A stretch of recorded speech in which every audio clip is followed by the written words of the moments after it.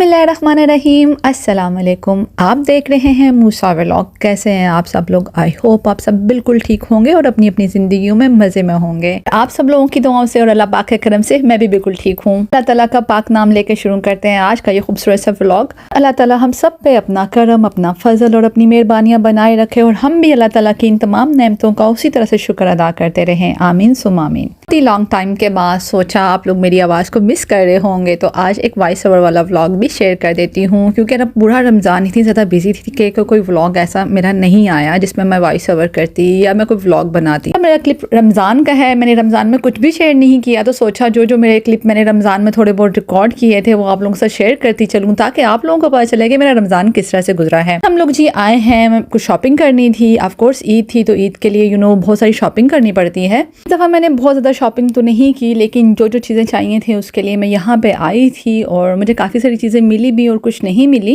और फिर इवन मुझे मूसा के कपड़ों के लिए बहुत सारी स्ट्रगल करनी पड़ी। और आप लोग भी मुझे बताइएगा कि आप लोगों की शॉपिंग किस तरह से हुई और आप लोगों ने ईद किस तरह से स्पेंड की। ऑफकोर्स हर बंदे की ईद बहुत ज़्यादा जो है ना वो बिजी गुजरती है। मेरे साथ तो ये होता है कि मैं हर दफ़ा सोचती हूँ कि कोशिश करूँगी कि रमज़ान से पहले ही शॉपिंग कर लूँ, लेकिन कुछ हालात और वाक़यात ऐसे हो जाते हैं कि मैं शॉपिंग नहीं कर सकती और एंड पे मुझे बहुत ज़्यादा शॉपिंग के लिए स्ट्रगल करनी पड़ती है, क्योंकि मोस्टली चीज़ें जो हैं वो ख़त्म हो जाती हैं। अभी ऐसे ही हुआ, मुझे मूसा के कपड़ों के लिए बहुत ज़्यादा स्ट्रगल करनी पड़ी। ये वाला क्लिप जो है ये नेक्स्ट की शॉप का है। यहाँ पे मुझे बड़ा अच्छा लगा कि पाकिस्तानी बच्चों के लिए पाकिस्तानी शलवार कमीज लगे हुए थे। ये एक बड़ा प्लस पॉइंट था। जो लोग यूके में रह रहे हैं उनको बड़ी आसानी से पाकिस्तानी कपड़े मिल गए। बहुत सारे लोग ऐसे भी हैं जो हर साल पाकिस्तान नहीं जा सकते और उनके लिए फिर ऑनलाइन कपड़े मंगवाना इट्स नॉट ईजी।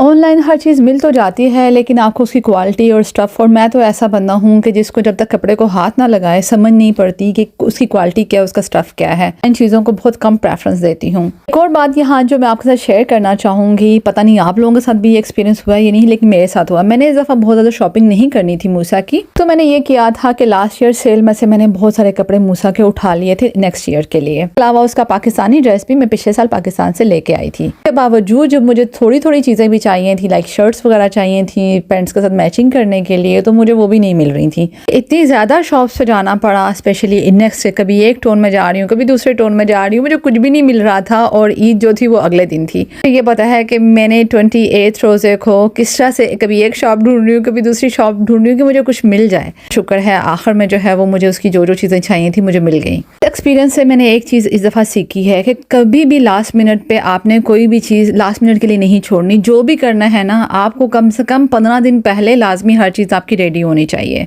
ऐसे तो मैं कहती तो हर दफ़ा ही हूँ कि मैं ऐसे ही किया करूँगी, लेकिन पता नहीं फिर मेरे साथ कुछ न कुछ ऐसा हो जाता है कि मैं कहती नहीं ओके इस दफ़ा नहीं अगले वीक कर लेंगे, इस वीक नहीं अगले वीक कर लेंगे। फिर आपको पता है कि यहाँ की लाइफ इतनी बिजी होती है कि आपके पास छुट्टी सिर्फ एक दिन होती है और आपको बहुत सारे काम करने पड़ते हैं। हस्बैंड के साथ जाना पड़ता है तो फिर बहुत मुश्किल होता है। यहाँ पे शेयर करने लगी हूँ कि रमज़ान के बीच में मैंने बहुत सारे कबाब लाइक 2 और 3 kg कबाब जो है वो बना के फ्रीज कर लिए थे। क्या मैं तो वैसे भी ऐसे ही करती हूँ कि बस कबाब वगैरह बना के फ्रीज करके रख लेती हूँ, जब चाहिए हो फ्राई करो और खा लो। कुछ अगर नहीं भी है तो जस्ट कबाब निकालो, फ्राई करो और चटनी बनाओ और साथ में खा लो। अलावा मैंने यहाँ पे बनाए थे रोल और ट्राई किया था कि आप लोगों के साथ शेयर भी करूँ, लेकिन प्रॉब्लम ये हुई कि मैंने इवन सारी रेसिपी रिकॉर्ड कर ली, लेकिन एंड पे मैंने कुछ रिकॉर्डिंग मुझसे नहीं हो सकी और फिर रमज़ान गुजर गया और मुझसे एडिटिंग भी नहीं हो सकी। जब एडिटिंग नहीं हुई तो मैंने कहा खैर है इट्स ओके, अगले रमज़ान आपके साथ रेसिपीज़ की लाजमी शेयर कर दूंगी। अभी भी मैंने यहाँ पे इसके कुछ क्लिप लिए थे, सोचा आप लोगों से शेयर कर दूंगी। बहुत सारे लोग माशाल्लाह काफ़ी इंटेलिजेंट होते हैं, उनके लिए प्रॉपर रेसिपी ना भी हो, जस्ट फ्यू मिनट्स के क्लिप हो तो वो उससे भी सारा कुछ समझ जाते हैं। सोचा कि इंशाल्लाह ताला यहाँ पे भी आपके साथ शेयर करती हूँ। इंशाल्लाह पूरी ट्राई करूंगी कि अगले रमज़ान में प्रॉपर एक रेसिपी फुली रिकॉर्ड करके आप लोगों के साथ लाजमी शेयर करूँ। मेरे लिए बहुत मसला है रेसिपीज़ की वीडियो रिकॉर्ड करना। सबसे बड़ा मसला मेरा ट्राइपॉड जो है ना वो सही फिक्स नहीं हो रहा,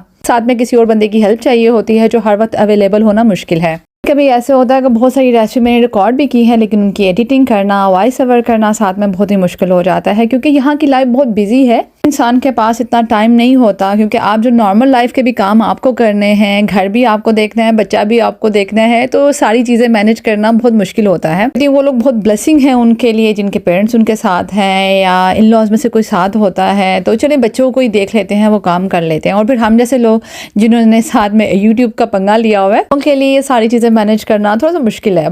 थोड़ा तो नहीं, मैं कहूँगी बहुत मुश्किल है। जो सिस्टर्स मेरी यहाँ पे रहती होंगी या जो लोग अब्रॉड्स में रहते हैं या आउट ऑफ कंट्री रहते हैं, उन लोगों को ये बात बहुत अच्छी तरह से वो लोग अंडरस्टैंड करते होंगे कि यहाँ की लाइफ कितनी मुश्किल है, या आप अकेले रह रहे हो तो लाइफ कितनी मुश्किल है। मैं आपको एक बात ऑनेस्टली बताऊं कि ये रोल इतने मज़े के बने थे, इतने मज़े के बने थे कि इनकी हर चीज़ बिल्कुल परफेक्ट थी। मैंने कोई क्लिप नहीं बनाया इनको सेपरेट बना के, हालांकि बीच में अफ्तारियाँ भी हुई, सब कुछ हुआ, मैंने बहुत दफ़ा इनको फ्राई किया, लेकिन कुछ भी मैं प्रॉपर शेयर नहीं कर सकी आप लोगों के साथ। क्लिप थे और समोसे भी मैंने बनाए थे जो खुद मैंने घर बना के फ्रीज़ किए हुए हैं, और अभी भी कुछ समोसे जो हैं वो मेरे फ्रीज़र में पड़े हुए हैं। बहुत ज़्यादा कुछ ऐसा नहीं खाती और मैंने बिल्कुल अपनी अफ्तारी बिल्कुल सिंपल रखी थी। हाँ, जब कोई आ जाता था या कभी हस्बैंड घर हो तो फिर मैं स्पेशल अफ्तारी बनाती थी। इसलिए जब मैं अकेली होती हूँ तो मैं बहुत ज़्यादा अफ्तारी को प्रेफरेंस नहीं करती। मैं जस्ट 1 गिलास ऑरेंज का जूस बनाया करती थी डेली, और जो भी सालन रोटी होता था वो जस्ट 1 रोटी, और इसके अलावा कभी फ्रूट चाट, कभी दही बड़े, बस एक चीज़ सेपरेट बना लिया करती थी। लेकिन वो भी मैं अफ्तारी के साथ नहीं खाती थी, अगर मुझे रात को कुछ खाने का दिल करे तो फिर मैं उस वक्त खाती थी। और ये वाले कुछ क्लिप जो हैं वो एक और अफ्तारी के थे, और मैंने बिरयानी बनाई थी, बहुत ही मज़े की बनी थी, तो सोचा ये भी आप लोगों के लिए रिकॉर्ड कर लिए थे। सोचा था आप लोगों के साथ शेयर करूँगी व्लॉग बना के, या बिरयानी की पूरी रेसिपी शेयर करूंगी, लेकिन नहीं हो सका। फ्रूट चाट बनाया था, साथ में दही भरे थे, बहुत ही अच्छे बने थे। आपको ये मेरा छोटा सा रमज़ान की रूटीन का व्लॉग अच्छा लगा होगा कि मैंने अपने रमज़ान किस तरह से गुजारा। बहुत ही ज़्यादा लेट है, लेकिन फिर भी मैंने कोशिश की कि आप लोगों के साथ अपनी रमज़ान की जो रूटीन थी या जो कुछ भी मैंने किया वो आपके साथ लोगों के साथ शेयर करूँ, क्योंकि बहुत सारे लोग जो मुझे देख रहे हैं, जो मुझे इतना प्यार देते हैं, उनको इस बात का इंतज़ार होगा कि मेरा रमज़ान कैसे गुजरा। चलिए जी, यहाँ पे मुझे दें अभी इजाज़त। इंशाल्लाह बहुत ही जल्दी एक न्यू व्लॉग के साथ, स्पेशली अपनी ईद की शॉपिंग और ईद के डिफरेंट व्लॉग फर्स्ट डे और सेकंड डे का कोशिश करूंगी कि आप लोगों के साथ शेयर कर सकूं। ज़्यादा बड़े व्लॉग्स तो नहीं है ना, बहुत कुछ रिकॉर्ड हो सका इस दफ़ा। अजीब ही हुआ है, मेरी ईद के साथ भी बहुत ज़्यादा बिजी थी और कुछ ज़्यादा रिकॉर्ड नहीं हुआ, लेकिन फिर भी जो छोटे छोटे क्लिप मैंने रिकॉर्ड किए हैं वो आप लोगों के साथ लाजमी शेयर करूंगी। सकती कि जल्दी आएंगे या लेट आएंगे, लेकिन जब भी आएंगे इंशाल्लाह आप लोग इंजॉय करेंगे। मुझे दें इजाज़त, अपना बहुत सारा ख्याल रखिएगा और मुझे अपनी दुआओं में याद रखिएगा। अल्लाह हम सब के लिए ज़िंदगी में बहुत सारी आसानियाँ करें, और दुनिया में जितने भी बीमार लोग हैं अल्लाह ताला उन सबको सेहत वाली और ईमान वाली ज़िंदगी अता फरमाए। इस खूबसूरत सी दुआ के साथ मुझे दें इजाज़त। अल्लाह हाफिज़।